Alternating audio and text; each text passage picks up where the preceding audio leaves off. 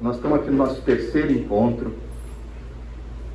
A minha expectativa, eu acredito que pelo menos parcialmente a gente está atingindo, que é levar vocês, né?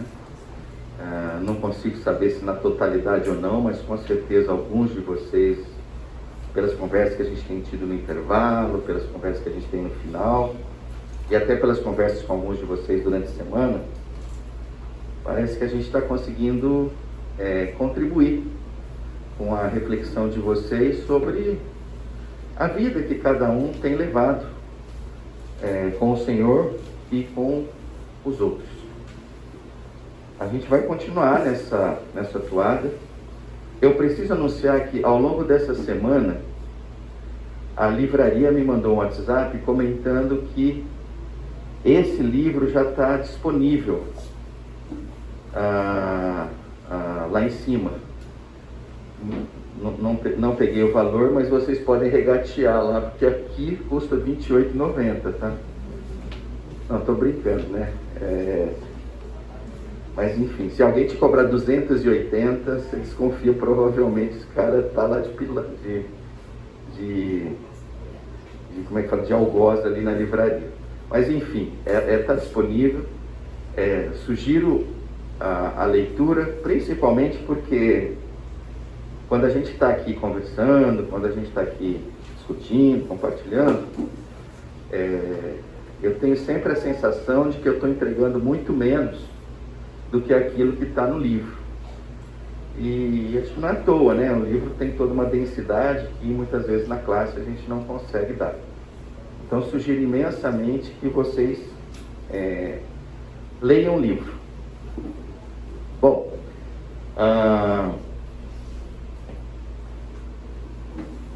uma outra coisa que eu queria comentar com vocês também é o seguinte, né? Nós teremos 8 encontros, quer dizer, na verdade agora a gente ainda tem mais 6 encontros, esse mais 5, e eu tinha projetado que a gente ia trabalhar 9 reflexões. A gente ainda está na primeira reflexão, e conforme eu tinha comentado no primeiro encontro, eu não vou ficar acelerando, não é essa a proposta, mas é lógico, também vou procurar não enrolar tanto, né?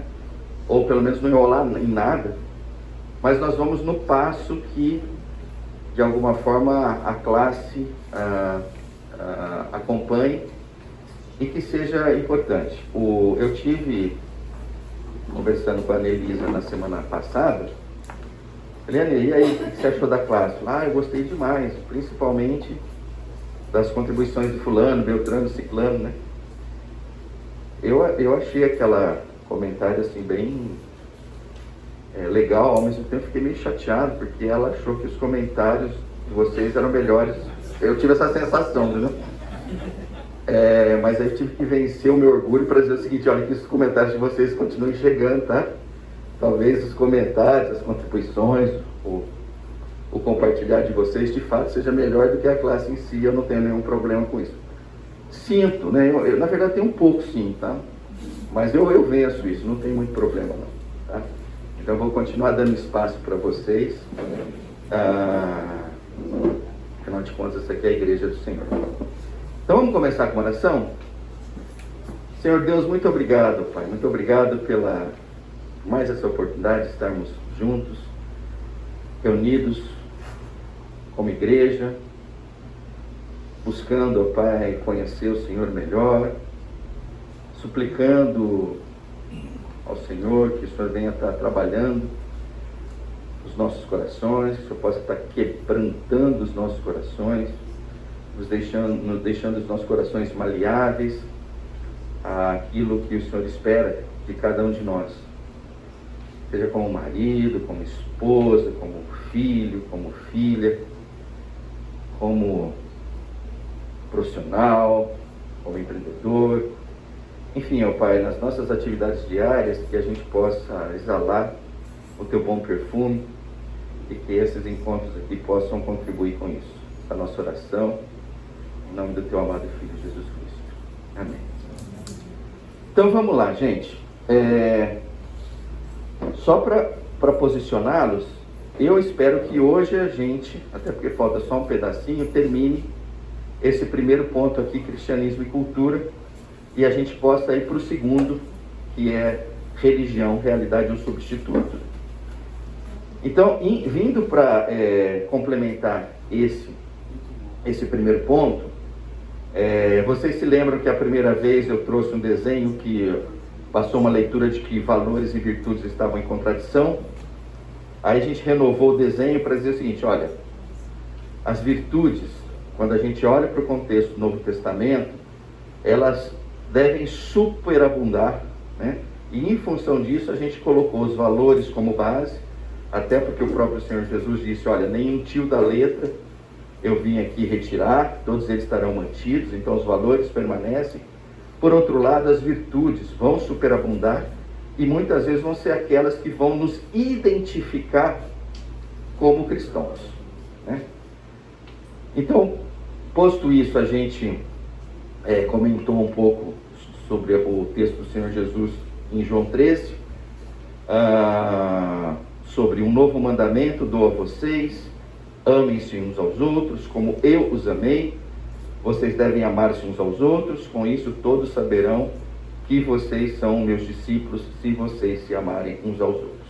Então isso aqui é basicamente o resumo daquilo que a gente está chamando de virtude, tá? E aí o que faltaram? Faltaram algumas virtudes que a gente não tocou na última aula, e nós vamos tocar agora, e com isso a gente vai encerrar esse ponto. Esse a gente tocou, só para rememorar vocês, onde a gente falou de discernimento e amabilidade. Esse aqui a gente também tocou, quando a gente estava falando das limitações da inteligência e da riqueza. E agora esse aqui é o novo, que a gente vai dar continuidade. Então, super resumo, rápido, daquilo que aconteceu na última aula. E vamos continuar com algumas virtudes. Então vamos para essa aqui, que está lá em 2 Coríntios, em capítulo 12. Paulo diz assim: mas ele me disse, no caso, o Senhor falando para Paulo, mas ele me disse: minha graça é suficiente a você, pois o meu poder se aperfeiçoa na fraqueza. Portanto, eu me gloriarei ainda mais alegremente em minhas fraquezas, para que o poder de Cristo repouse em mim. Por isso, por amor de Cristo, regozijo-me nas fraquezas, nos insultos, nas necessidades, nas perseguições, nas angústias, pois quando sou fraco, é que sou forte. Esse é um texto, os textos únicos na Escritura, para mim, aonde tem uma desconstrução de toda uma cultura. Vou dar um exemplo simples. Tem um programa no Google de capacitação de profissionais, né? Por sinal muito bem feito. E nesse programa tem um tema, digamos assim, que é um tema para você construir networking, né? Então, no mercado de trabalho, todo mundo quer ter um bom networking, né? Conhecer as pessoas certas, para que no momento adequado você possa pedir auxílio para elas, pedir uma indicação, enfim, né? Vender um produto, um serviço ou coisa que o valha. E acho muito interessante porque o cara lá que conduz esse tema, ele comenta muito de que você precisa identificar as suas forças. E aí ele vai te dar uma série de dicas, né? De olha, como é que você vai descobrir as suas forças. E eu sei que aí a coisa vai longe, entendeu? Muito bem feito o trabalho. Então ele vai dizer, olha, você já percebeu isso em você? Você já viu aquilo? Você já... né? Seja, no final das contas, a coisa é tão bem feita que você meio que se sente meio poderoso. Fala, caramba, né? Agora a bola é comigo e tal, né? E com certeza não é uma característica apenas desse curso do Google, né? De alguma forma, toda essa onda, por exemplo, de coachings, né? Eles vão fazer alguma coisa parecida, né? A ideia é pegar alguém meio destroçado, né? Destroçado, estou exagerando, né? Enfim, alguém carente, né, de algo, né? E o coach vai pegar a pessoa daqui e vai levar ela para cima, né? Vai mexer com a estima dela, com a autoestima dela, enfim, a ideia é sempre jogar para frente na mesma linha desse programa do Google, né? Eu estou dando esses dois exemplos, com certeza teriam outros a mais para serem dados, porque é uma vertente, né? Porque eu acho que ele contrasta demais com o texto, né? Quando a gente olha para o texto aqui, né, o texto está dizendo assim: abraça a tua fraqueza. Né? O texto está inclusive dizendo o seguinte para você: a fraqueza é uma força. Eu diria até mais, olha, a fraqueza é a tua força. Então, isto é uma virtude, é mais uma das virtudes do cristão em si, né? É ele ter a exata noção de quem ele é. E quando ele tem a exata noção de quem ele é, ele se sente um nada. Então, quando a gente olha para vários aspectos, vamos lá, para a brevidade das nossas vidas, né?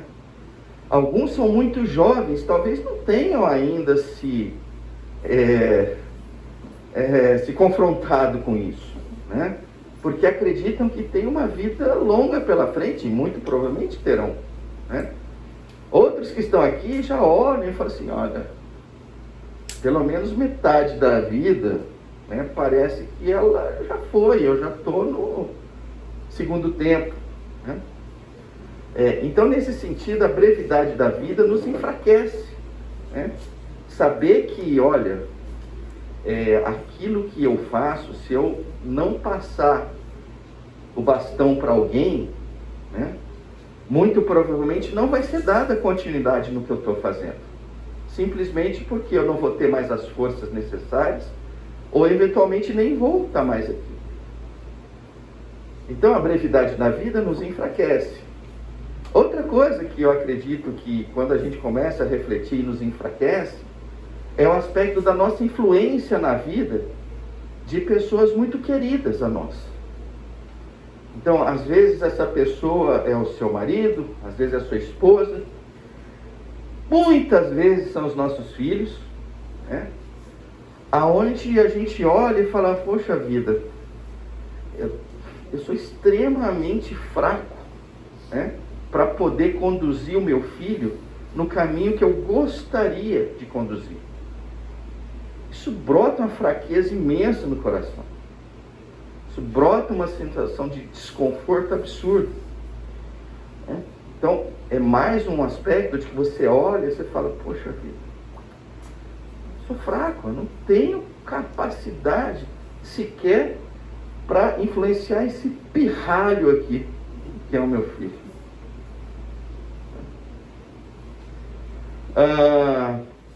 Alguns aqui, né, passam já por algumas doenças crônicas há anos, alguns há décadas, que já não conseguem mais desempenhar uma série de atividades que no passado eram simplesmente fáceis demais e agora se tornam grandes desafios. E aí a pessoa se sente fraca. Fraca porque, pô, eu consigo fazer um café. Eu demando auxílio de alguém para me trocar. Outros vão dizer assim: puxa vida, eu uso fralda geriátrica, eu não tenho controle sobre minha capacidade de urinar. Então, de alguma forma, né? Bom, eu estou pegando coisa meio de idoso, muita de idoso, vamos pegar de gente mais nova, né? Várias pessoas novas aqui. Alguns vão deparar e falar assim, olha, eu queria entrar naquela faculdade. E chega uma hora que ele depara e fala assim, não vou entrar. Eu não vou entrar. Nessa eu posso dar um exemplo pessoal, né? Em Batatais, onde eu nasci, cresci, mas eu acho que não era só de lá, mas em Batatais era meio estranho assim, se tivesse um batataense que entrasse no ITA, ele ia subir num carro de bombeiro, ia dar uma volta na praça, né? Era o que ia acontecer, né? Tinha o carro de bombeiro. Na verdade, o carro de bombeiro era menos usual, porque a gente sequer tinha bombeiro em Batatais, então não era usual. O que era mais usual era um calhambeque de um cara que era... tinha um calhambeque sensacional, sabe, aqueles abertos assim, conversíveis e tal. E mais de uma vez, alguma coisa nova que acontecia no estado, algum feito, era o calhambeque dando a volta. Então, por exemplo, eu me lembro, se eu sei que estou desviando, mas me lembrei, acho que vocês vão entender melhor se eu der um exemplo. Teve um alemão, da minha jovem, que lá em Batatais era muito forte, Rotary e Lions Club, né? E eu sei que esse garoto, por alguma razão, eu não me lembro se foi através do Rotary do Lions Club, foi ficar 1 ano, 2 anos para estudar ali. Ele se chama, na verdade, até hoje, Robert Uberlander. Né? Provavelmente eu estou falando o nome errado, mas é assim que nós chamávamos ele, né? Eu me lembro, o cara chegou, mas olha, na primeira semana parou a cidade, ele entrou no calhambeque lá de trás e tal, e a cidade foi recebê-lo lá, né? Era o Robert Uberlander. Depois tem até uma história, anos e anos depois, mas aí acho que é desviar muito do assunto. Mas enfim, voltando ao aspecto de fraqueza, né? De alguma forma, entrar no ITA era o objetivo, né? E eu me lembro, né? Eu realmente estudava bastante, nunca fui estudar pouco, não, tinha muito prazer em estudar, mas também tinha a pressão de que precisava, porque de alguma forma tinha perdido meus pais com 7 anos, e a vida não estava simples, não estava fácil, então precisava encontrar um caminho para trazer grana para casa. Escolhi o caminho mais difícil, que foi a faculdade, ainda mais de engenharia, mas enfim, isso não é um assunto aqui. Mas eu me lembro, quando eu fui fazer o primeiro simulado para ir para o ITA, de deparar com a minha fraqueza, né? Eu me lembro de ter preenchido o meu nome, a data, até aí eu estava indo muito bem, né? Mas assim, eram poucas questões, meia dúzia de questões e tal. A primeira, assim, não sabia nem do que se tratava, né? Aí eu sei que fomos até a sexta, a sensação não mudou em nada, né? E ali ficou muito claro, falou, Pedro, deixa eu te falar uma coisa, baixa o nível, ali, assim, não vai rolar, né? Então, só voltando ao aspecto, né? Nós nos deparamos com as nossas fraquezas, né? Nós precisamos entender o seguinte, né? Que a fraqueza é matéria-prima para que o Senhor trabalhe nas nossas vidas,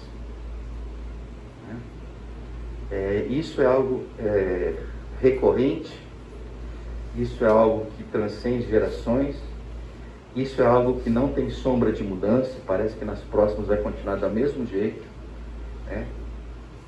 Aonde a gente vai repetir de alguma forma essas palavras de Paulo, se nós formos honestos para conosco, né?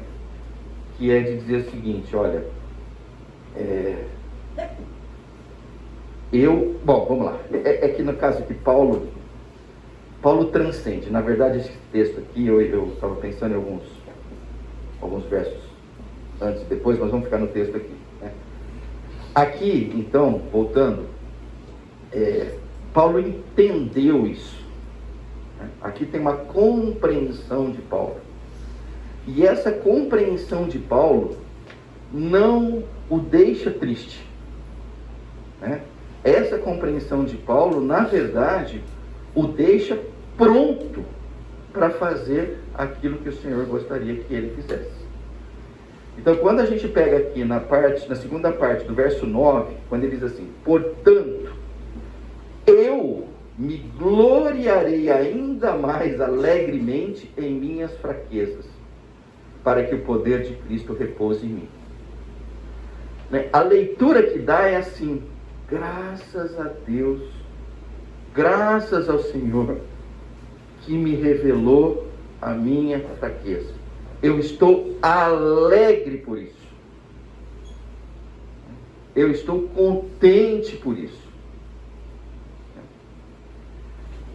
Isso a gente precisa entender que nós somos fracos. Eu acho que não tem nenhuma dúvida, não paira nenhuma dúvida. Mas que nós precisamos chegar num segundo estágio, que é de dizer assim: Senhor, graças a Deus que o Senhor me revelou a minha fraqueza. Graças a Deus. E aí vamos lá, vamos para a primeira parte do versículo 9. Quando é que o Senhor revela isso? Quando ele diz assim: minha graça é suficiente a você. Minha graça é suficiente a você. Tem uma autora Quaker, chama Hannah Whittle Smith. Eu não sei quantos de vocês conhecem. Ela tem um livro que se chama God is Enough. Deus é o bastante. E nada mais são do que um conjunto de reflexões que ela faz, como se fossem orações, né?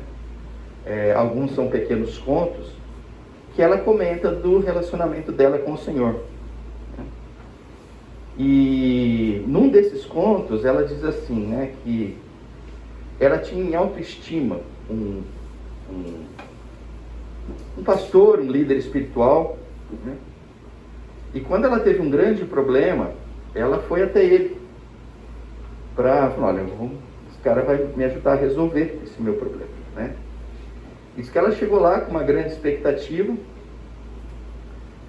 falou todo o contexto que ela estava, do grande problema que ela estava. Segundo ela, no relato, ele prestou toda a atenção do mundo, foi, né, ouviu. E aí, quando ela terminou, ele disse assim: Hannah, você precisa entender que Deus é o bastante. E ponto final. E ela saiu extremamente decepcionada, porque ela estava em busca de uma solução. Voltou para casa, né? Mas não se convenceu. O apreço por esse líder era muito grande. Voltou a segunda, voltou a terceira vez, na expectativa assim, de repente não entendeu bem o problema, de repente estava num dia ruim, de repente tinha outra coisa para fazer, né? Mas nas outras duas vezes, a resposta sempre foi mesmo: Hannah, você precisa entender que Deus é o bastante, né? E aí ela comenta: olha, na hora que chegou na terceira vez, ela passou a refletir nisso, né? E de certa forma chegou também em 2 Coríntios, né? Por que eu estou dizendo isso? Porque nós precisamos, né, entender que nós somos fracos, né, e que o poder do Senhor se aperfeiçoa na nossa fraqueza.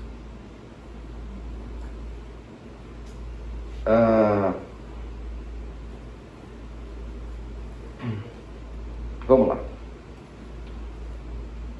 Claro, gente, né? Por favor. Eu vou pedir só um favor para você, porque eu já sei que o pessoal vai... O pessoal do fundo sempre reclama, tá? Fica tranquilo aí, a gente tá... Vai lá. Opa. Se existe um processo, se existe um padrão, funciona para cada um de uma maneira diferente. Mas como é assim? Andar do aperfeiçoamento de Deus em nós através da fraqueza. Como é o mecanismo? Tá. Seu nome? Diego. Diego. Já perguntei seu nome, perguntei de novo. Coisa de velho, tá? Já tá, né? Mas o Diego, Todo mundo ouviu o que o Diego comentou? Não, Diego, tem que falar mais alto da próxima. O que o Diego perguntou foi uma coisa muito simples, tá? Ele perguntou assim: como é que você... como é que é este processo para que você venha a, de certa forma, descobrir, né, que você é fraco e entender que a partir de agora é chegar num ponto final de se regozijar com a fraqueza? É mais ou menos isso, Diego? Não é? Então vamos lá. Então agora você fala em voz alta, vai. Como é que a interação, quando você descobre a sua fraqueza, Deus te revela, se é um processo, se é igual para todo mundo, se não é igual para todo mundo, se como Deus trabalha para consertar essa sua fraqueza descoberta, como é esse processo? Vocês ouviram? Então vocês podem responder. Olha, não tem nenhum corajoso ali querendo. Isso é bom, né? Sinal de fraqueza ali. Né? Mas olha, vamos lá. Eu acho assim. Primeiro, assim, acho a pergunta extremamente pertinente. Né? Tenho muito temor em estar querendo ser muito assertivo na resposta, tá? Então, eu acho que a melhor forma de eu responder isso, né, é te contar uma das experiências que eu e a Glaucia tivemos com a nossa filha mais nova. Acho que boa parte de vocês sabem, mas eventualmente alguns de vocês não sabem, mas eu e a Glaucia temos 3 meninas, né? Todas elas já crescidas hoje, uma já casada, já deu um neto, a outra logo parece que também vai casar, a gente vai querer também mais uns netinhos, a outra ainda não está nessa fase. Mas enfim, a outra que não está nessa fase chama-se Rafaela. Tá? E a Rafaela, quem olha para a Rafaela hoje diz assim: nossa, essa foi a menina que mais teve saúde na família. Porque a Rafa, além de ser a mais alta, é aquela que ontem, por exemplo, ela foi fazer uma aula de spinning e voltou saltitante. Então dá para entender o que eu quero dizer, né? Eu acho que foi a Anelisa, que é a mais velha, foi numa aula de spinning e nunca mais apareceu lá. A Rafaela já comprou mais 5 aulas, não, tô achando massa. Enfim, então a Rafaela tem essa energia absurda. Mas nem sempre foi assim, Diego. Em que 2 meses? Quantos meses, Glauco? Oi? 26 dias. Eu tô falando 2 meses, mas no primeiro mês, a gente levou ela no pediatra, porque a gente viu que ela estava em catarro, não estava legal. O pediatra, no que bateu o olho nela, falou: olha, leva para o Samaritano. Para quem não é campineiro ou não está muito tempo em Campinas, o Samaritano é um hospital, né? E fica ali no São Bernardo. E aí, não, leva lá para o hospital. Aí nós levamos ela para o hospital, a gente notou que a coloração dela já estava mais para um roxo do que para qualquer outra coisa. Num período muito curto de tempo, de sair do consultório e chegar no Samaritano. No que chegou no Samaritano, já estava tudo preparado, ela foi para a UTI. E ali ela começou a ser medicada, né? Isso levou dias, né? E foi muito interessante o processo. Então, por isso que eu estou te respondendo com esse contexto aí, né? Num primeiro momento, né, qualquer pensamento ou sombra de pensamento de perdê-la era para nós algo inaceitável. Então a nossa força era depositada no hospital, no doutor, na qualidade da lanchonete do Samaritano, que era muito boa, né? Não é possível, o cara sabe fazer lanche, não imagina cuidar de gente, né? Não é normal, né? Hoje em dia no passado não era não, então o pessoal era bom até fazer lanche, né? E a gente foi depositando, né? Achamos, e aí eu vou fazer um um parênteses dentro dessa história, para chegar no ponto final ali, de que as nossas orações, elas eram orações de pessoas fortes, de pessoas que quase que queriam determinar para o Senhor o que é que Ele deveria fazer, que no caso seria salvar a vida dela. Então a gente via, assim, olhando para trás, a gente via isso com muita clareza, né? Uma força nossa. E uma força que, digamos assim, era alimentada por muitas pessoas que nós já estávamos na igreja há algum tempo e tal, que vinham até nós, e a mensagem dessas pessoas também era para nos encorajar de que aquele momento ia passar e a gente ia levar ela para casa numa boa. Eu sei que com o passar dos dias não foi se confirmando isso, né? O quadro não apresentava uma melhora a tal ponto da gente continuar acreditando nisso. E aí e a Gláucia, a gente já estava exausto com aquilo, né? Com toda aquela situação, fazia aquilo, tentava aquilo, não estava certo. Parece que deu certo, aí te alimentava um pouco quando estava errado. Enfim, ficava naquelas idas e vindas, até que a gente foi, e aí vocês vão entender, você fala assim, nossa, o Pedro, tudo ele relaciona com comida, né? Eu acho que é uma coisa meio, meus neurônios funcionam meio assim. Nós fomos no Picanha e Companhia, que fica ali onde fica o macarronado italiano, como é que chama aquela rua ali? Marechal Carmona. Exatamente, Marechal Carmona, né? Não tem mais esse restaurante, mas tinha esse restaurante lá, né? E eu e a Gláucia descemos ali para comer alguma coisa, e naquele momento ali, a experiência, o processo, né? Eu acho que ele se concluiu, né? Porque ali eu e a Gláucia, a gente chegou e falou, Gláucia, agora é o seguinte, a gente está impelido a aceitar a nossa limitação, a aceitar a nossa fraqueza, a dizer o seguinte, ó Senhor, faça a tua vontade. Se o Senhor levá-la, valeu pelos dias que ela teve com a gente, né? Se o Senhor deixá-la aqui, o Senhor bem sabe que vai ser a nossa alegria, mas... E nós passamos por essa experiência, que ela me lembra um pouco essa experiência de Paulo. Aí eu tenho receio de continuar a história, porque alguns vão dizer assim, nossa, mas no que você faz isso resolve. Mas eu tenho vários amigos que passaram por essa mesma experiência e o final não foi como foi o nosso, né? O nosso foi muito impressionante, porque a gente chegou no hospital depois de ter a saída do restaurante, e o quadro de melhora dela foi abrupto. Ela foi melhorando. Não me lembro quantos dias, mas alguns dias depois a gente estava pegando ela no colo, levando para casa, e hoje ela está fazendo aula de spinning.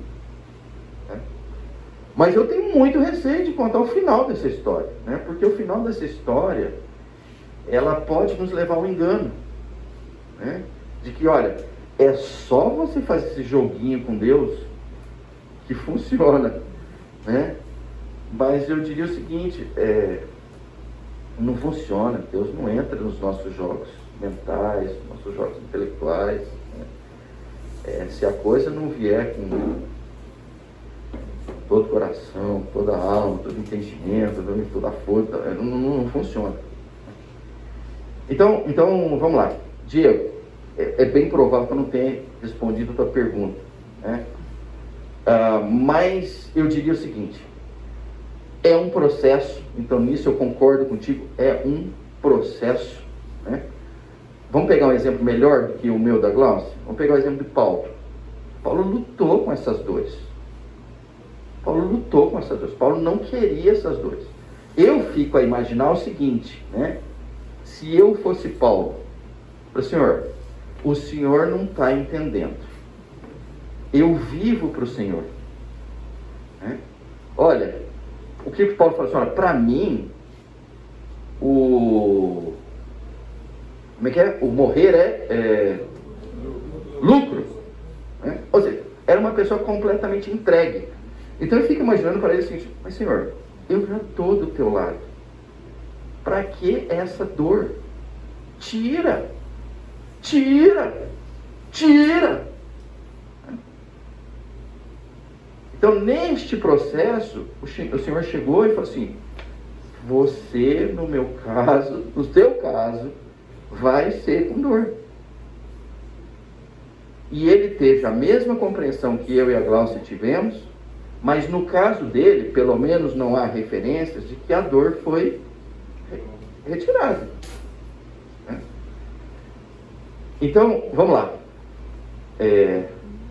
Não se acostumem com essas respostas longas que eu estou dando para o Diego, porque o Diego já é um cara especial para mim, ele já fez, né? Então é provável que nas próximas respostas não sejam tão longas assim, né? Mas essa eu acho que merecia, né? Para dizer, é um processo, o final é sempre bom, mas o final é sempre bom nos olhos do Senhor. Às vezes vai nos agradar, às vezes não vai nos agradar, mas nós não estamos aqui e nem o Senhor está em nós para que nós sejamos agradados. Essa não é a proposta.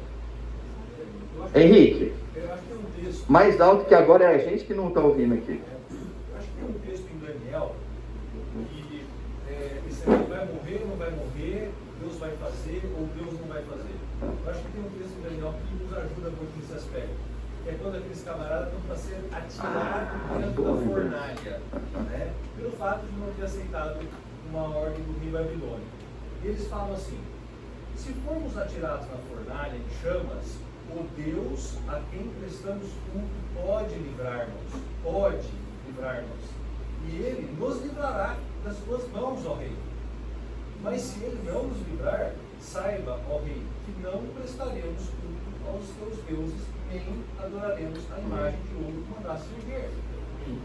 Acho que isso daí Amém. completa, se vai morrer ou não vai morrer. Amém. Obrigado, Henrique. Muito bem lembrado. Bem lembrado. Tá bom? Tranquilo, gente? Vamos para frente?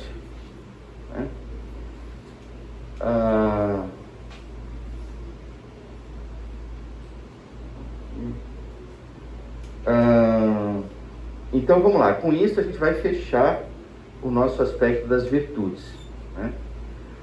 E eu queria fechar com esse texto aqui de Efésios, né?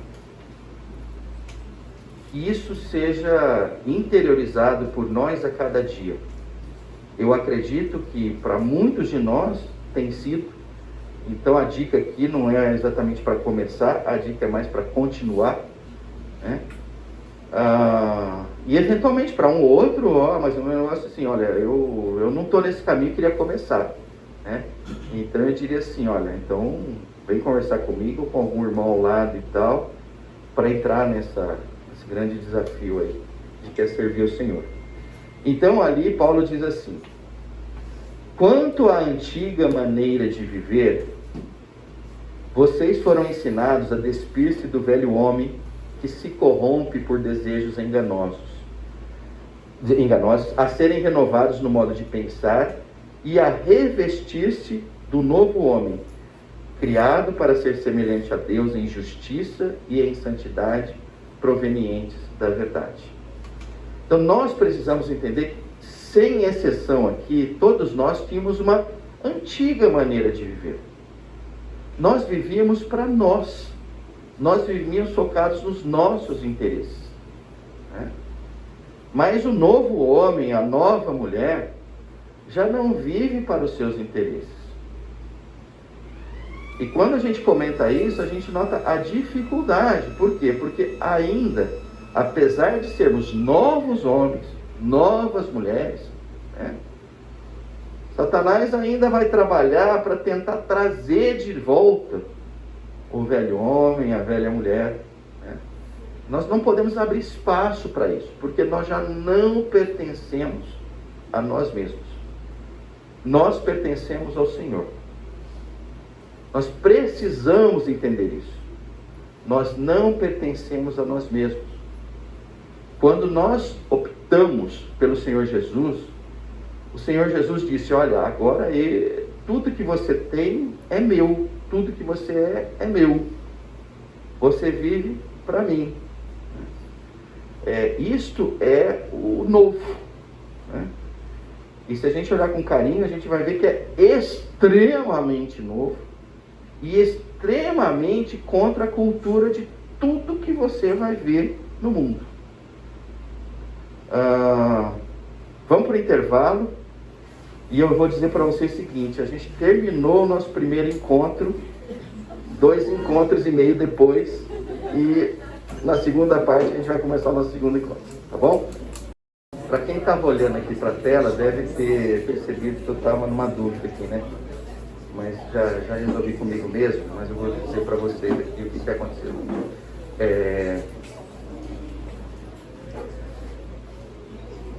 Eu tenho aqui alguns slides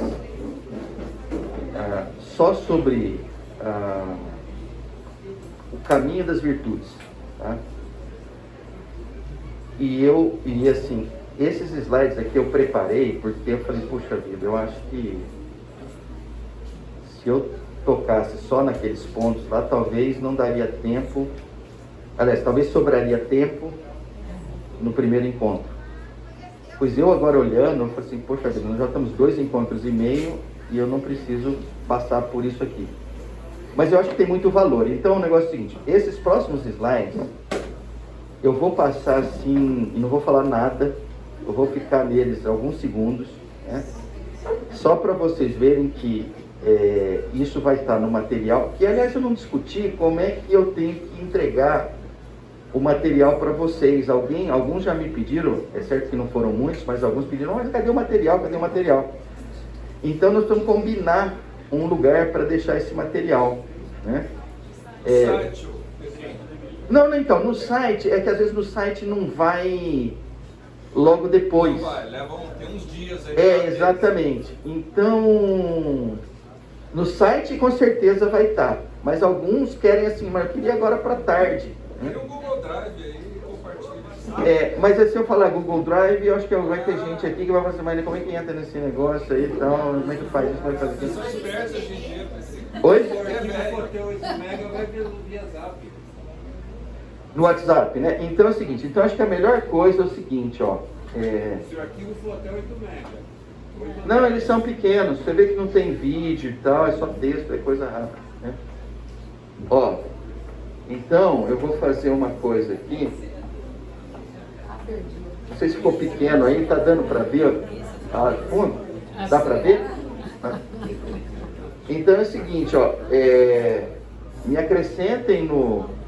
Oi?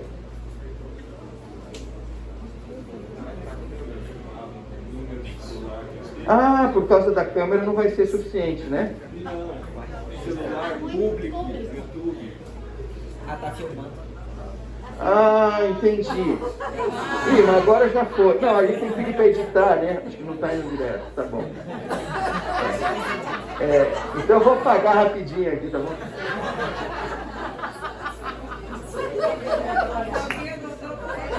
Quem anotou, quem não anotou no intervalo vem aqui. Mas enfim, me peçam ali pelo WhatsApp, vários de vocês têm meu e-mail e tal, me peçam e eu entrego para vocês. Uma outra coisa fácil também de fazer é eu publicar o link numa rede social como o Google Drive. Então eu vou fazer isso. Eu acho assim, para não ter controvérsia, eu acho que boa parte aqui ou tem Facebook ou tem Instagram, certo? Eu boto o link lá, aí você clica e baixa, tá bom? Talvez seja melhor que o WhatsApp. Muito obrigado. Você, cara, está com a cabeça boa, eu não tenho essas... Tá vendo como é que são as coisas? Bom, eu já devo ter feito um monte de coisa errada aqui, né? Depois você passa uma lista aí, eu vou tentar melhorar. Mas enfim, então gente, olha, deixa eu comentar com vocês, que esses slides aqui eu montei na expectativa de que ia sobrar tempo na primeira aula, coisa que não aconteceu. Mas, como a gente tem 8 aulas ainda, pode ser que algumas vão mais rápidas do que as outras, pode ser que a gente discuta esse material. Eu só vou passar rapidinho para vocês aqui. Ele que fala basicamente das virtudes. E ele trabalha um processo, né, das virtudes que basicamente vai acabar lá no fruto do Espírito, né? Então a gente vai falar sobre fé, graça, amor, serviço, cada um dos pontos e tal, e assim vai, assim vem e tal. E no final, acho que isso aqui é importante, não dá para passar, é que de alguma forma tudo que nós comentamos aqui, né, pode estar nos levando a entender que a realidade que nós estamos vivendo não condiz muito com as virtudes que o Senhor gostaria que fossem manifestas nas nossas vidas, né? E quando isso acontece, né, geralmente causa em quem está ouvindo, né, uma certa tristeza, porque você olha e você fala assim: nossa, mas eu sou um Zé Mané, né? Eu não faço nada disso que ele está falando. Eu acho que eu vou embora da igreja. Esse negócio não é para mim, é muito elevado, é muito espiritual, né? Outros não vão ter coragem na igreja, mas vão ficar moados, né? Então, acho que a gente sempre termina, né, um texto que de alguma forma empurra a gente para as virtudes. É muito bom que a gente entenda, primeiro, né, que boa parte dessas virtudes, ou se não todas essas virtudes, de alguma forma, elas são um fruto do Espírito de Deus em nós, né? Então elas não são geradas por nós mesmos, né? Elas são basicamente concedidas a nós pelo Senhor. E se tem algo que a gente pode fazer, é o que está aqui. O que a gente pode fazer é se arrepender do caminho que a gente estava trilhando e buscar o caminho que o Senhor gostaria que nós andássemos. Então eu queria, antes então, ainda de ir para o segundo ponto, fechar esse aqui com uma oração, né? E antes eu queria fazer a leitura desse texto ali, que está em Atos 3, né? Arrependam-se, pois, e voltem-se para Deus, para que os seus pecados sejam cancelados, para que venham tempos de descanso da parte do Senhor, e Ele mande o Cristo, o qual lhes foi designado, Jesus.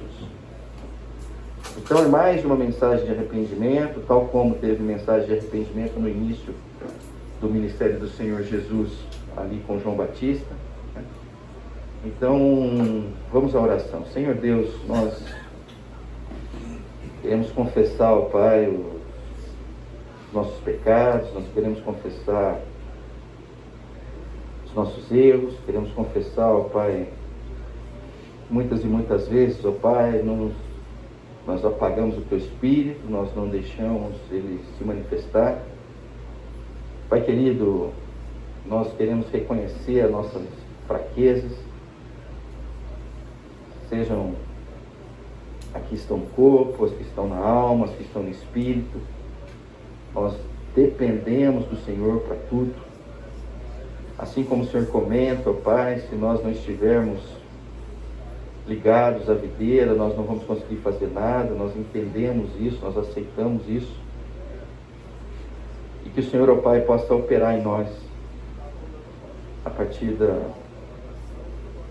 baseado na Tua graça, no Teu amor, que nós possamos ser algo relevante para o Senhor, que o Senhor nos use da forma como é do Teu interesse, e que em função disso, ó Pai, o Teu reino cresça, que outras pessoas venham a Te conhecer em função das nossas vidas. É o que nós te pedimos em nome do Senhor Jesus. Amém. Então vamos lá, gente. Então nós chegamos no segundo ponto, e eu achei que era muito agressivo já ir na parte espiritual logo de cara. Então agora eu diria que nós vamos ter uma parte de um certo relaxamento, que eu vou trazer algumas coisas que não são exatamente espirituais, mas que vão estar conectadas para na hora que a gente entrar na parte espiritual, a gente esteja mais bem preparado. Então é sobre isso aqui que nós vamos estar falando agora. Então vamos lá. Tudo que a gente falou é uma reflexão, guarda, a ideia era que fizesse tudo parte de um todo. Agora nós vamos começar uma segunda, tá bom? Essa segunda pode estar relacionada com a primeira? Pode, mas a relação, quem vai fazer acho que são vocês, eu não vou ficar fazendo, tá? Então eu vou trabalhar como se fosse uma coisa à parte, tá bom? Então vamos lá, então nós vamos falar sobre substituto e original. Eu vou começar a tocar em alguns exemplos que não são espirituais ainda para a gente entender os conceitos, mas eu ainda vou ter que voltar um pouquinho antes, porque é importante que na identificação daquilo que é substituto, daquilo original, a gente entenda um pouco a gente mesmo. Então vamos lá, eu vou começar com essa frase do C.S. Lewis, no artigo que ele fala sobre substituto e original, quando ele diz assim, ó: a autoridade, razão e experiência dessas três, misturadas em proporções variadas, todo o nosso conhecimento depende. Então, de novo, autoridade, razão e experiência dessas três, misturadas em proporções variadas, todo o nosso conhecimento depende. Vamos procurar decifrar um pouquinho mais disso aí. Eu espero que esse slide ajude. Então vamos lá. O que ele está dizendo é o seguinte, ó, todos nós temos um conhecimento. E se tem uma coisa que é um fato, não existe pessoas iguais. Cada uma vai ter níveis de conhecimento, profundidades de conhecimento diferentes. Né? Isso é muito óbvio, né? Pô, eu vou fazer medicina. A tendência é que eu vou aprender muito mais coisas do que outras pessoas que não vão fazer medicina. Olha, os meus filhos vão para a escola bíblica na IBCU, na Fonte. É provável que ali no final eles tenham um conhecimento, um panorâmica bíblico melhor do que algumas outras igrejas que não têm essa coisa estruturada. Então, a primeira coisa que nós precisamos entender é que não há uniformidade no conhecimento, né? Cada um tem um conhecimento, né? Cada um tem uma profundidade naquele conhecimento. Mas uma coisa muito interessante é que só existem três fontes. Ou seja, a gente só fica conhecedor de algo por três caminhos. Um primeiro caminho que ele chama de autoridade. Então vamos entender o que é a autoridade. A autoridade pode ser basicamente aquele conhecimento que vem do pai quando chega para o filho e diz assim, não põe a mão na tomada. O filho ganha um conhecimento de que ele não deve fazer aquilo, mas aquele conhecimento veio como? Através de uma autoridade. É conhecimento? É. Veio como? Você não entregou um livro de circuitos elétricos para ele, né? E você não esperou ele tomar um choque. Se você não tivesse dado a tua autoridade, mas tivesse dado um livro de circuitos elétricos para ele, se ele pudesse ler o livro e compreender, existiria uma grande possibilidade dele também não botar o dedo na tomada.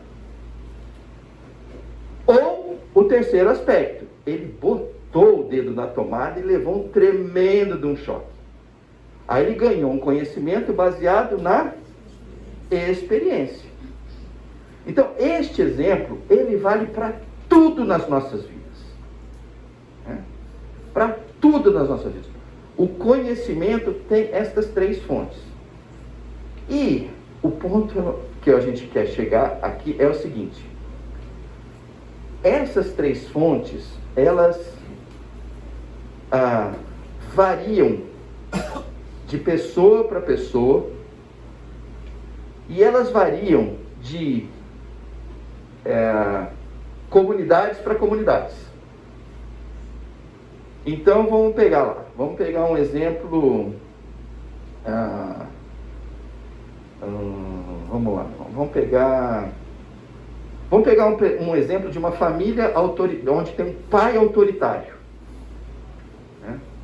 Então, uma família que tem um pai autoritário, que está mandando em tudo, que está proibindo tudo, a tendência é que aqueles que estarão debaixo vão estar aprendendo as coisas, ou vão estar tendo conhecimento das coisas, baseado na autoridade do pai.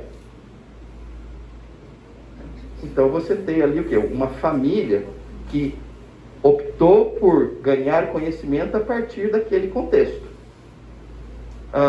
Você pode, por exemplo, aí eu não sou especialista, longe disso, eu só sou curioso, né?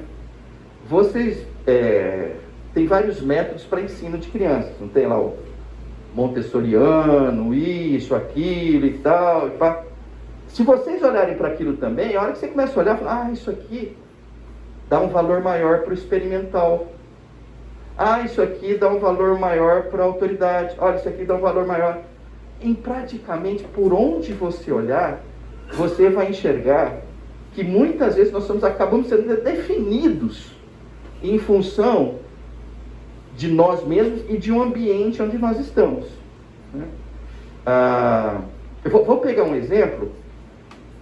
De certa forma, isso no passado, ele me deixava orgulhoso. Hoje ele já não me deixa mais, porque eu já dei um monte de trombada aí pela frente, e eu mesmo não sei se isso é melhor. Mas no segundo encontro, o Fábio não está hoje aqui com a gente, tá? Não, né? Está do lado. O Fábio, no final da aula ontem, semana passada, ele veio para mim e falou assim, Pedro, eu gosto muito das tuas aulas, porque você dá liberdade para as pessoas se manifestarem, né? Isso é muito legal. Muito bom. Aí ao mesmo tempo ele falou assim, mas deve ser meio complicado, né? Porque às vezes sai do controle, né? Por exemplo, gente como Diego e tal, sempre é um potencial para destruir a aula, né? É verdade, né? Fica causando. Mas o que eu quero dizer é o seguinte, é uma característica das nossas aulas, isso, né? Então, às vezes, acho que já deve ter gente aqui que participou de algumas das nossas aulas aqui, que no final foi uma confusão, assim, absurda, né? Mas é uma característica de olhar e falar assim, bom, peraí, eu, de certa forma, estou aqui como uma certa autoridade, né, ministrando para vocês. Mas eu quero acreditar que tem experiências aqui, muito interessantes.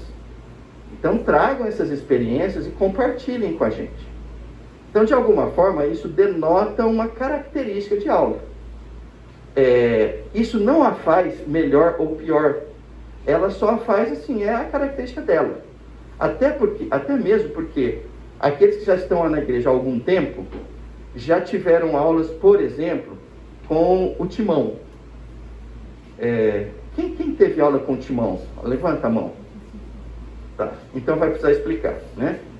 O Timão era um gringo dos Estados Unidos, né? A esposa que era da Austrália, ele era dos Estados Unidos. Da Inglaterra, tá. Mas enfim, né? E as aulas dele tinham uma profundidade, né? Uma qualidade de apresentação fantástica, desde que você não fizesse uma pergunta. Se você fizesse uma pergunta, ele já olhava para você torto, né? E às vezes a resposta saía mais uma agressão do que a resposta em si, né? Mas a hora que você terminava um curso com ele, você não tinha dúvida, falando, eu ganhei conhecimento. Tinha muito valor naquilo, né? Mas enfim, isso eu só estou dizendo assim, para dizer que existe de várias formas, né? Agora, é importante que nós conheçamos, né, primeiramente a nós mesmos, né? Como é que eu tenho obtido conhecimento? autoridade, razão, experiência. Quando eu influencio outras pessoas na expectativa de que elas ganhem algum conhecimento que eu obtive, eu faço isso num contexto de autoridade, num contexto de razão, né, num contexto de experiência.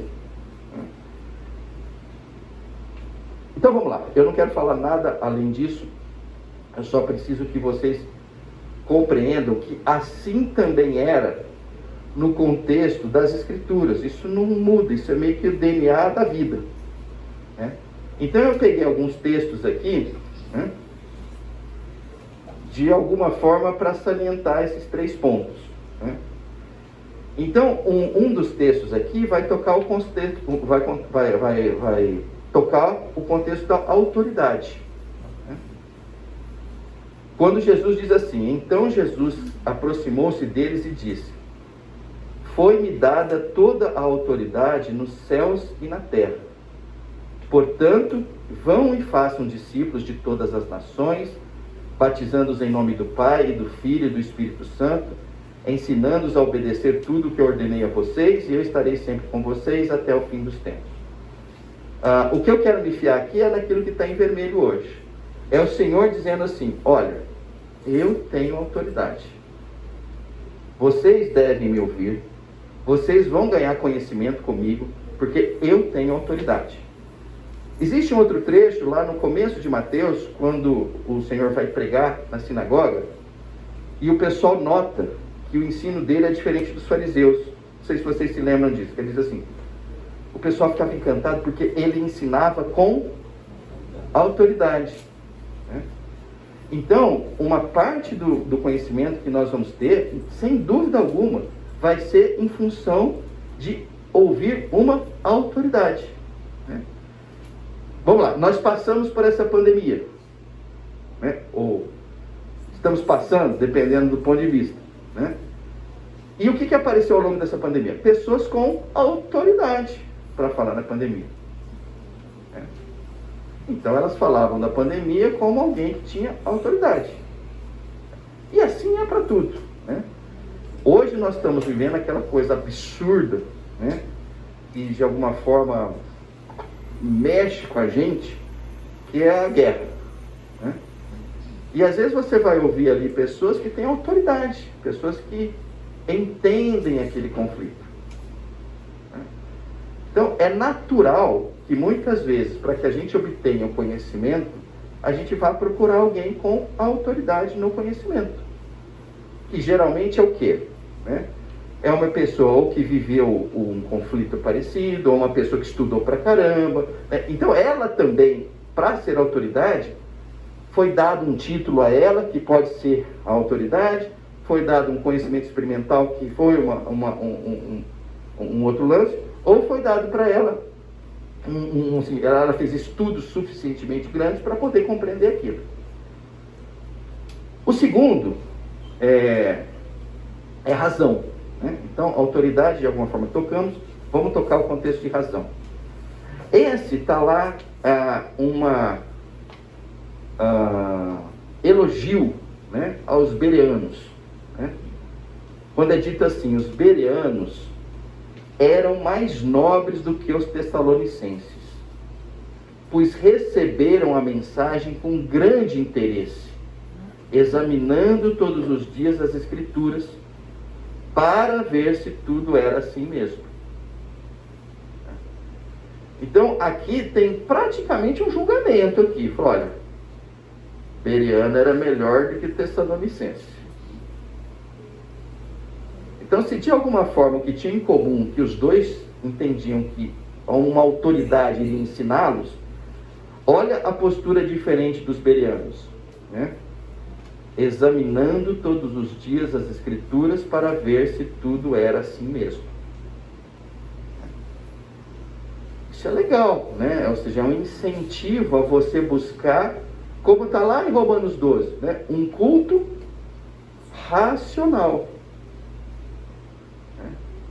Então, é muito interessante que dentro do nosso cristianismo, sem dúvida existe espaço para autoridade, Mas também existe um baita do espaço para que a gente trabalhe a nossa razão. Ou seja, pense, meu filho, reflita, considere. Ah, mas o pastor lá falou que eu tinha, lá em Itajubá, Itajubá porque eu estudei em Itajubá, tá? Nos meus 5 anos lá, tiveram 1 ou 2 anos que tinha uma vertente assim mais avivada da igreja, né? Dentro do presbiterianismo, quer dizer, então, já deu para ver que tinha um certo conflito ali, né? E era interessante, porque alguns, vamos chamar assim, né, se vestiam de autoridade para dizer quem tinha que namorar com quem, né? Alguns chegavam até a profetizar: você vai casar com fulano, você vai casar com ciclano, né? Bom, já dá para entender que tem uma certa confusão, né, na história aí toda, né? Mas de alguma forma isso só ganhou um certo espaço porque aquela pessoa que dizia isso, outros olhavam para ela como uma fonte única do conhecimento. Talvez se a pessoa fosse olhar para as escrituras, ou mesmo para a experiência, ela não daria tanta voz àquela autoridade. Por que eu estou dizendo isso? Para dizer o seguinte: gente, trabalhem as 3, procurem trazer um certo equilíbrio e evidentemente um certo discernimento, né? Mas enfim, essa é a história dos bereanos, examinando todos os dias as escrituras. Para quê? Para ver se tudo era assim mesmo. E por último, essa é uma história fantástica que o reverendo Efraim, que é tio da Glaucia, uma vez me contou uma história. Eu vou contar a história inteira para vocês, porque eu acho que ela é muito legal, mas depois eu vou usar só uns 10% dela, tá bom? Mas eu acho que vale a pena, porque aquilo me impactou tanto e me impacta até hoje, né? E numa das pregações dele, ele dizia assim, né? É lícito um cristão, em algum momento da vida, ter dúvida se ele está salvo, não está salvo, né? Vai ser recebido nos céus, não vai, né? Essa era o tema dele ali, tá? E de novo, eu não vou virar nem defensor nem acusador dele, eu só estou trazendo o contexto, tá? E depois eu vou pegar só 10% que vale e que não é polêmico, mas vamos à parte então que é polêmica. Aí ele dizia assim, ele falou: olha, vamos pegar o caso de João Batista. Ele falou: olha, João Batista era um cara tão diferente que o próprio Senhor Jesus chegou a dizer o que dele? Nascido de mulher, não tem ninguém maior que ele. Então, imagina o Cristo dizendo isso de um ser humano. Olha, nascido de mulher, não tem ninguém maior que ele. Bom, no momento da vida desse danado, desse João Batista, ele foi lançado à prisão. E ali na prisão, ele chamou um dos discípulos dele e pediu para ele fazer o quê? Olha, vai lá ter com Jesus,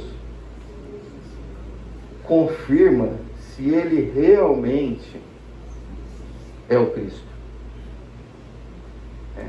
E aí o reverendo Efraim dizia: olha, o que aconteceu nesse momento? Então, na leitura dele, olha, um momento de dúvida. Eu estou preso aqui, pelo jeito não vou sair daqui, como acabou não saindo mesmo, né? Mas eu preciso de uma confirmação. É ele mesmo? Né? E aí eu fico imaginando primeiro o discípulo ouvindo isso de João Batista. Ele falou: tô porco. Eu sigo o João Batista, que diz que segue Cristo. Agora ele está dizendo que eu ver lá se Cristo é Cristo mesmo, né? Então, vamos lá, sai o discípulo e vai lá ter com Jesus.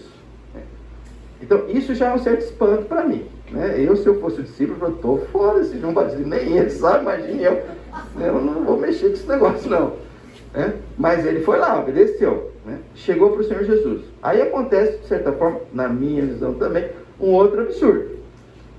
O discípulo chega e fala: olha, João Batista quer saber se você é quem diz que é. Né? O outro absurdo para mim é o Senhor Jesus ter falado o que falou. Eu teria falado assim: mas esse João Batista é um salafrário. Nossa, mas que arrependimento de ter falado aquilo dele. Nossa, errei. Nossa, mas eu sou Cristo, não posso ser. Eu fico falando, cara, deu um nó na cabeça dele ali. Né? Mas não aconteceu nada disso. Né? Aí eu acho muito interessante, porque nesse momento, o que o Senhor Jesus diz é: olha, eu vou te mostrar algumas coisas experimentais que estão acontecendo aqui, e você vai lá e fala o que está acontecendo. Né? Você está vendo aqui? E aí vem o texto. Então ele respondeu aos mensageiros, que na verdade não era um, né? Mais de um, né? Voltem e anunciem a João o que vocês viram e ouviram. Os cegos veem, os aleijados andam, os leprosos são purificados, os surdos ouvem, os mortos são ressuscitados e as boas novas são pregadas aos pobres. E feliz é aquele que não se escandaliza por minha causa. Então aqui o Senhor Jesus não está entregando para ele assim: eu sou Jesus, fala para ele que eu sou Jesus. Ele não está usando, ele está procurando gerar em João Batista um conhecimento baseado na autoridade. Ele não está também pegando uns pergaminhos lá, alguma coisa assim: olha, fala para ele ler isso, fala para ele ler o Reflexões Cristãs do C.S. Lewis, fala para ele ler alguma coisa. Não, a ideia não é a razão. A ideia ali é: olha, vocês estão experimentando isso, vocês estão vendo isso, né? Então, o que vocês estão vendo, vai lá e fala que vocês viram isso. Então, aqui é a terceira fonte de conhecimento, que é baseado na experiência. Né? Eu vivi aquilo. De alguma forma, você nota que a experiência, ela muitas vezes é aquela fonte de conhecimento, como é que eu vou dizer assim, que nasce já meio desgastada. Né? Se a razão às vezes brota assim de um certo, até uma empáfiazinha, porque você mesmo raciocinou, pensou, bolou, teve, né? A gente às vezes se apaixona pelas nossas ideias, né? A experiência é um pouco diferente, né? Se você pegar aquele texto nas Escrituras, aonde o Senhor cura uma pessoa, acho que está em João, né? Que o pessoal chama ele e fala assim: mas o que aconteceu ali? Ele fala: olha, eu não sei, eu só sei que eu não via, né? E agora e os caras começam a acusar ele, falando: assim, ele só está dizendo a experiência dele, mas por alguma razão a experiência dele não é nada suficiente. Os caras queriam: olha, então dá uma razão, dá isso, dá aquilo. Olha, eu não sei, só sei que era assim e agora é assado, né? E a experiência é muito assim, né? Olha, eu vivi isso, né? Mas enfim, eu não quero polemizar com relação às dúvidas de João Batista e tal, mas eu só queria pegar esse texto, juntar com esses outros dois para dizer o seguinte: nós precisamos entender que o conhecimento que nós temos, ele vem ou de autoridade, ou vem da razão, ou vem da experiência. Todos eles são muito bem-vindos, né? Eu não devo descartar um em função do outro, né? As Escrituras não descartaram, o Senhor não descartou, a gente não deve descartar. Então tá bom. Então esse era o preâmbulo para entender o seguinte: com esses fundamentos, eu quero tocar algumas coisas para vocês já no aspecto do substituto e do original. São 10h57, eu só vou conseguir ficar com o primeiro exemplozinho, tá? E aí depois a gente continua a partir da semana que vem os outros. Então esse também é um texto do C.S. Lewis, lá nessa reflexão, onde diz assim: ó, esse exemplo é ainda melhor do que o anterior, pois um disco de gramofone é precisamente um substituto a uma orquestra, é substituto e uma orquestra realidade. Mas devido à minha falta de cultura musical, a realidade parecia ser um substituto e o substituto a realidade. Então, isso aqui eu só coloquei para você falar assim, Pedro, mas do que se trata? Então, vamos lá. Isso é no momento que ele está dizendo o seguinte, né? Ele diz que o pai dele, pai de C.S. Lewis, tinha um gramofone, né? E gramofone, gente, porque vocês têm que lembrar, isso era o quê? 1900 e comecinho de alguma coisa aí, né? 1900 e Guaraná de rolha, como diz o outro, né? Mas o pai dele tinha um gramofone. E no gramofone, e ele tinha discos, né? De música clássica. E o C.S. Lewis foi apaixonado, e ouvia demais aquelas obras, né? Ficava encantado. Ele falou, caramba, que negócio, e a orquestra ali e tal. E aí ele imaginava coisas e tal, até que um amigo dele o convidou, depois de muito tempo, olha, vamos a um concerto, vai ter orquestra, tal. Ele ficou encantado. Nossa, agora, que coisa, aquilo que eu sempre ouvi, né? Agora eu vou ver. Então, a ideia dele era, chega de substituto, vamos para o original. Aí ele foi ao concerto. Quando ele foi ao concerto, ele ficou decepcionado. Ele ficou decepcionado porque a quantidade de sons e de clareza que ele recebia ali no concerto tinham muito pouco a ver com aquilo que estava no gramofone. E ele olhou e falou assim, mas é meio absurdo, mas assim, se é para escolher entre o gramofone e o concerto, e aí vem esse texto aqui, eu acho que eu sou mais o gramofone, né? Então aqui ele está dizendo uma leitura seguinte, olha, o substituto nesse caso parecia ser melhor do que o original. Então eu só estou colocando isso, só estou deixando vocês de certa forma intrigados, porque agora a gente vai partir para outros exemplos bem interessantes também, até a gente chegar num contexto de, na nossa vida espiritual, na nossa vida como igreja, o que hoje é um substituto e o que é o original. E aí a gente vai avaliar o que é que nós apreciamos, o substituto ou o original. Então essa é a lógica do terceiro encontro. Paro por aqui, 11 horas. Senhor Deus, muito obrigado por esse tempo. O Senhor continue trabalhando, operando nas nossas vidas, nos nossos corações, nos levando, ó Pai, a viver uma vida sacrificial, uma vida de entrega ao Senhor e àqueles que estão próximos a nós. É o que nós te pedimos em nome de Jesus. Amém.